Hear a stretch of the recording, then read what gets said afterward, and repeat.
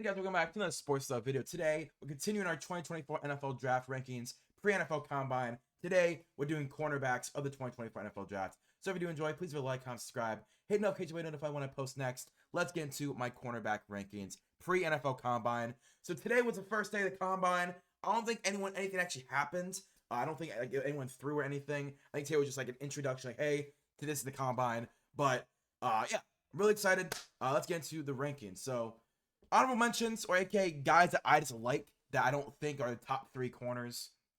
Here are some random guys I like that are just throughout the drafts, third, fourth, fifth, sixth, seventh round.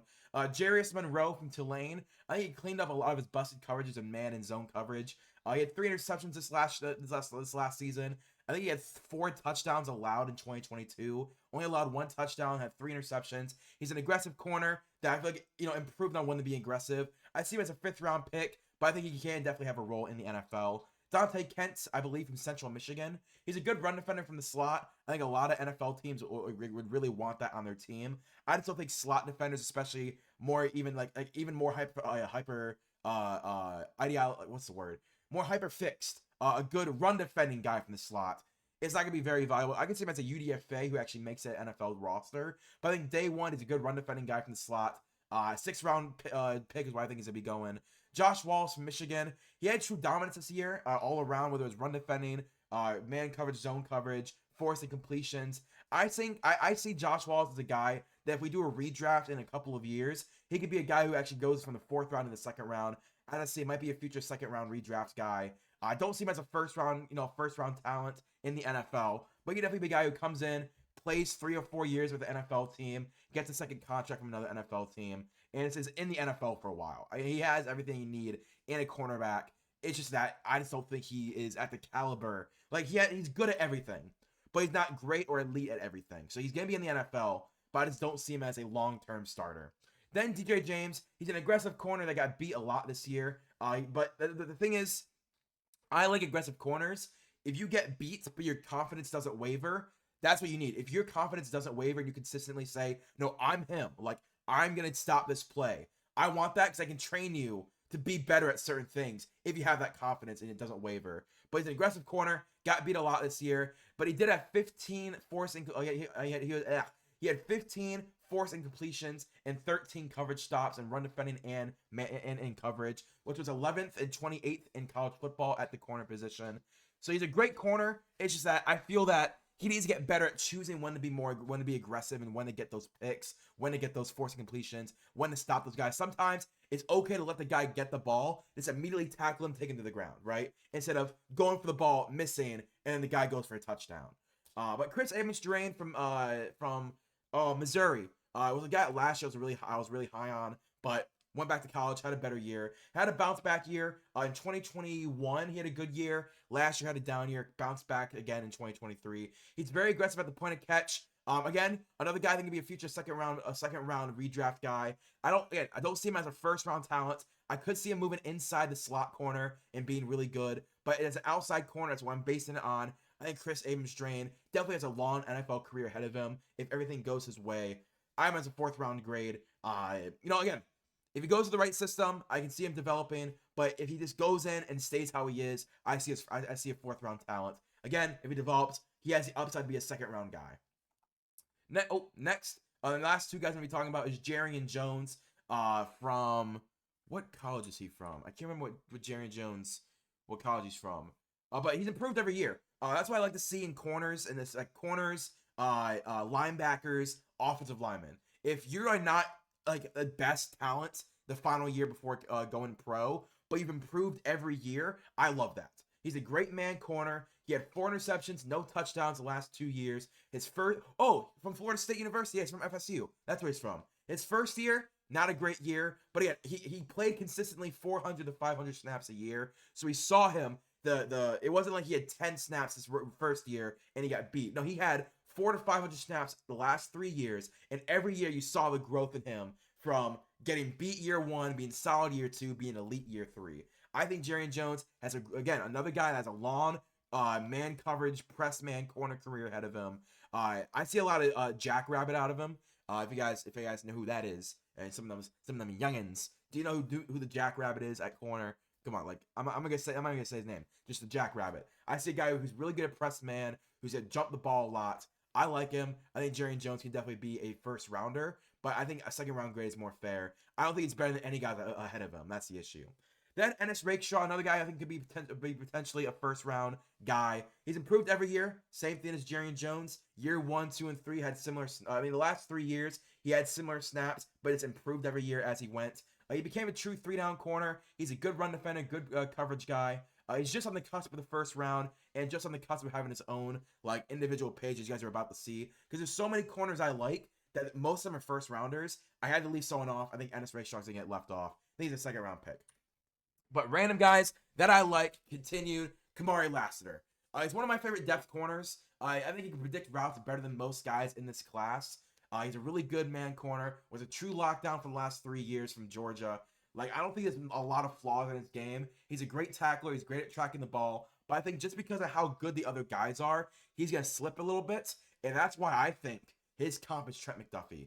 Trent McDuffie went 29-30 in the 2022 draft because other guys were rated higher than him. And I'm not going to say that they were wrong, but I think Kamari Lassiter can be a true lockdown corner. He's good at tracking the ball, good at turning his head when he needs to, good at, putting his hand up, trying to, deflect the ball. He's really good at that. He's a true lockdown guy. I think Trent McDuffie's a great comp for him. First round talent out of Kamari Lassiter. Then Terrion Arnold. I think he's going to be an excellent guy day one. I think he's going to start day one as well wherever he goes. He has a great frame, great size, heavy hitting tackler, elite zone corner with a good man ability. And as I said, don't let this man become a rover. I have his comp as Devin Witherspoon. I think Devin Witherspoon and Kyle Hamilton are the elite version of what Terrion Arnold can be immediately. I think he's to be an oversized guy who gets put in the slot and either, stops the run on the edge, blitzes the quarterback. Whatever you think Kyle Hamilton and Devon Witherspoon do is what I think Terrion Arnold could do year one. I think he's 6'1", 198, I believe he was. I'm trying to remember all the numbers. I think he's 6 foot or 6'1", 198. So he's a big body guy who can blitz really well, knows how to be a good run defender, heavy hitting tackler, good blitzer, good at wrapping up the quarterback. I think Terrion Arnold could be a really good guy in coverage. And again, he can be an outside corner as well, no issue at all. But I would love to see him play outside corner and at times come inside and be a dominant slot corner as well. Great first round. Then Nate Wiggins, he's a great man corner. Probably my second man corner on this list from Washington State. He uses physicality at the line of scrimmage to get leverage. I'm not going to say he's great at jamming receivers, but he's able to, I don't want to say jam. He doesn't, jam them, but he uses his arm to kind of, negate their speed, and that gets him leverage and he can feel their hips move, and he gets that, uses his physicality to get leverage on them. He predicts routes like the best. Same with Kool-Aid McKinstry. I think Nate Wiggins is a great predictor when it comes to routes. He had 14 forced incompletions in man coverage this past season. 6 picks the last 2 years. I think he's a great outside corner.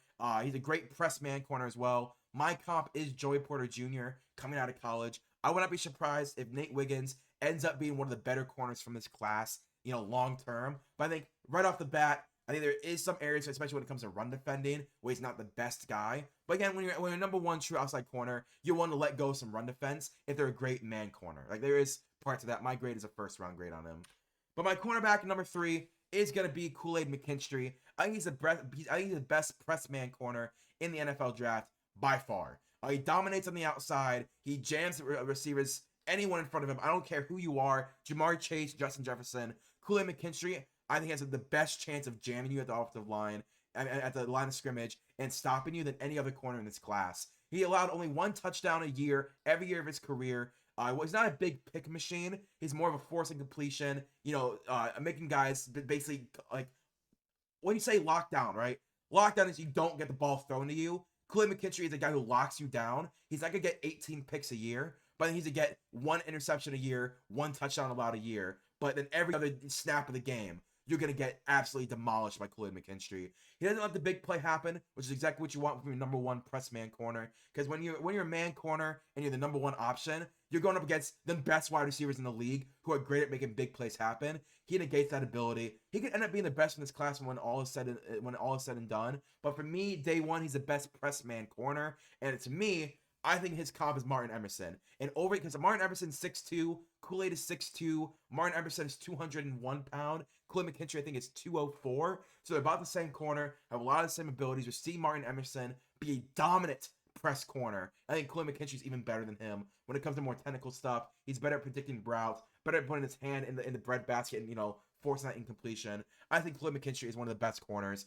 If I had a top 15 pick, he's the first corner I would take if my scheme was that, right? If my scheme was man coverage, Khalil McKinstry is the first guy I'm taking.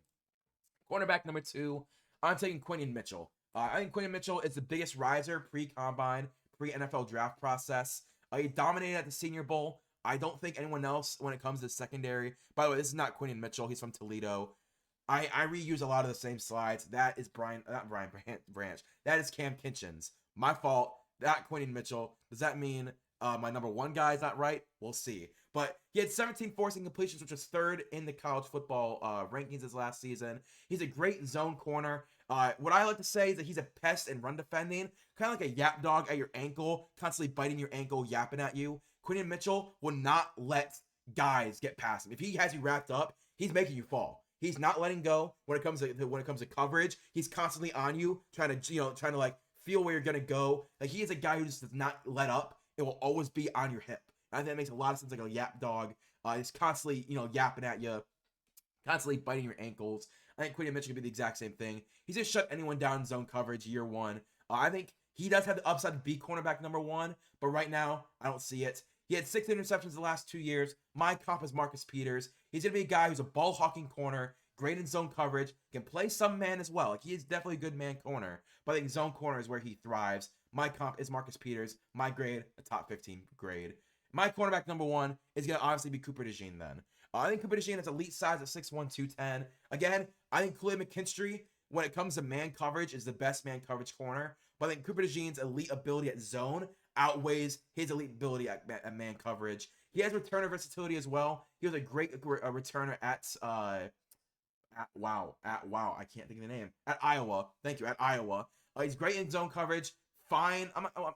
He's elite in zone coverage, great in man coverage. I think he definitely lacks the same abilities as Khalil McKinstry when it comes to like being able to feel man coverage better. Kind of like when you're going up against a wide receiver and they run an in route or they run a post route, you can tell with their hips, if you have your hand on them, you can feel it in their body. They start to turn, then you'll start to turn. I think Cooper DeJean is not as good as Khalil McKinstry, but the zone coverage, no one touches Cooper DeJean in zone coverage. He has a football IQ when it comes to like knowing, all right, this guy's coming into this zone. Now, jump the route. Like, it's a true 3-down corner. Great in run coverage, great in zone coverage. He actually also won the long jump and the 100-meter state title in high school his senior year. So he has a broad jump. He's very quick off the bat. I think he's gonna be one of the fastest corners that go at the draft combine. I think he'd be a true cornerback number 1, but if he's a cornerback number 2, he's gonna be elite. Like, he will be an elite cornerback number 2 going up against number 2 wide receivers. He will shut down any number 2 receiver that you put up against him. Probably year 2, year 3. I mean, it might take him a year to really get into that mode. I understand the safety. Obviously, I understand the safety comps. So my comp actually is C.J. Gardner-Johnson. Great in zone coverage, great run defender, great in the box. I think Cooper DeJean can be all that, but also still be a cornerback. There's a reason I didn't have in my safety video. I think he's going to want to be a corner. I think you're going to want him to be a corner. But in certain packages, you put him inside as like a safety linebacker hybrid. I think Cooper DeJean's going to dominate as well. My grade is a top 10 pick for Cooper DeJean. Now, did he get drafted in the top 10? Probably not. I still think Khalil McKinstry is the first cornerback off the board. I think Quinyon Mitchell might be the second cornerback off the board. But Cooper DeJean, when it comes to technicality, I think is the best corner day 1. But I think long-term, Kool-Aid, Quinyon, then Cooper. But if you guys enjoy, please like, comment, subscribe. Let me know what your rankings are for cornerback. And let me know if you're enjoying the combine. Tomorrow, my quarterback video will be coming out, ranking all the quarterbacks in this year's draft. So if you guys enjoy, please like, comment, subscribe. I'll see you guys later. Peace and bye.